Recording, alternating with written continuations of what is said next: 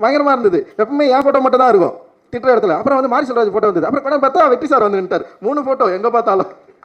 அந்த 3 ஃபோட்டோவை வந்து இப்போ வரைக்கும் திட்டிட்டு இருப்பாங்க. இப்போ காந்தாரா, இப்போ எப்பவுமே பெரிய படங்கள் வந்து வெற்றி அடைஞ்ச உடனே வந்து தமிழ் சினிமா ரசிகர்களுக்கு வந்து தமிழ் சினிமா வழியாத்த 3 இயக்குனர்கள் ஃபோட்டோ வந்துடும். ஏன்னா டேய் 300 படம் எடுக்கிறாங்க தமிழ் சினிமாவில் ஒரு வருஷத்துக்கு. எவ்வளோ 300-400 படங்கள் எடுக்கிறாங்க.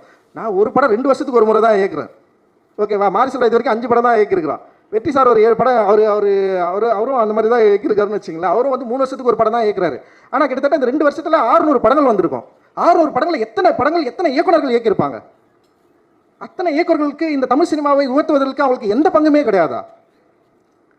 அத்தனை தமிழ் சினிமா இயக்குனர்களும் வந்து இங்கே வந்து யார் அவங்க படமே பண்ணலையா அவங்க? அப்போ அவங்க தமிழ் சினிமாவை ஏன் உயர்த்துவதற்காக எந்த படமும் இயக்கலையா? அப்போ வந்து ஒரு படம் வெற்றி அடைஞ்சவொடனே வந்து தமிழ் சினிமா சீரழித்தவர்கள் 3 பேர்னா மொத்தமே 10 வருஷத்தில் நான் 7 படம் தான் எடுத்துருக்கேன். அந்த 7 படத்தில் தமிழ் சினிமா சீரழிஞ்சிச்சா? அப்போ மற்ற இயக்குனர்கள் என்ன பண்ணுறாங்க? இல்லை நீங்கள் தமிழ் ரசிகர்கள் என்ன பண்ணுறீங்க? இங்கிருந்து மற்ற என்ன பண்ணுறீங்க? நீங்கள் ஓட வைக்கலாம்ல எல்லா படத்தையும். ரொம்ப ஆச்சரியமாக இருக்குது. இந்த நிறைய